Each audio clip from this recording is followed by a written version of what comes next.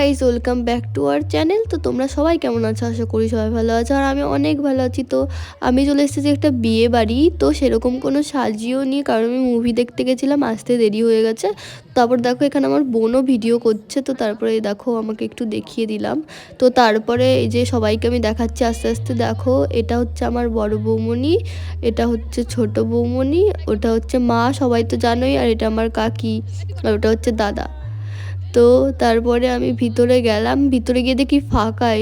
তো তারপরে এই যে মামামের সাথে একটু মুখ গাল টিপছিলাম, দেখো ও চুপচাপই রয়েছে আর তাকাচ্ছে আবার। তো তারপরে এখান থেকে গিফট দিয়ে বেরিয়ে ছবি তুলে, তো তারপরে আমরা গেলাম কফি খেতে আর ফুচকা খেতে।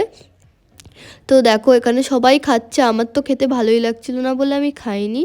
তো তারপর এখানে আমি একটু বৌমনিকে দেখিয়ে দিয়েছি, দেখো পাগলার মতন করছে। তো তারপরে এখানে কন্যাযাত্রীর বাস ঢুকলো, আমি তো দেখে ভয় পেয়ে গেছি, দুটো বাস, মানে আমি আজকে খেতে পারবো তো, আমি শুধু সেটা ভাবছি, খাওয়ার জন্য পেটটা পুরো খালি রেখেছিলাম। তো তারপর ঠান্ডা লাগছিল, বৌমনি বললো যে তুমি একটু কফি খেয়ে নাও, দেখো তোমার আর ঠান্ডা লাগবে না। তো তারপরে কিছুক্ষণ দাঁড়িয়ে থেকে অবশেষে মারা বসে পড়েছে। আর আমরা দাঁড়িয়েছিলাম, কারণ হচ্ছে আমাদের সিটটা পরে ছিল, কারণ এক পাশে হচ্ছিলো তারপর আর এক পাশে দিচ্ছিলো। ফাইনালি আমি বসে পড়েছি, আর মারা ওইদিকে খাচ্ছে।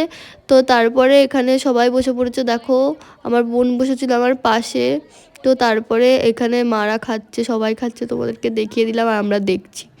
তারপরে হচ্ছে আমরা আমরা না হাফ হাফ করে খেয়েছি, আমার বোন হাফ খেয়েছে, আমি হাফ খেয়েছি, এক জায়গায় নিয়ে দুজন হাফ হাফ করে খেয়েছি। তাই জন্য সব কিছু খেতে পেয়েছি, নাহলে আমি বিয়েবাড়ি গিয়ে কিচ্ছু খেতে পারি না। তো তারপরে একে একটু দেখিয়ে দিলাম, দেখো। তো এ এসছে পুরো ফালতু হয়ে, কারণ আমাদের দুজনেরই লেট হয়ে গেছিলো, ও গেছিলো দিদির বাড়ি। তো ব্লগটা এটুকুই, ভালো লাগলে লাইক কমেন্ট শেয়ার সাবস্ক্রাইব করতে ভুলো না। টাটা।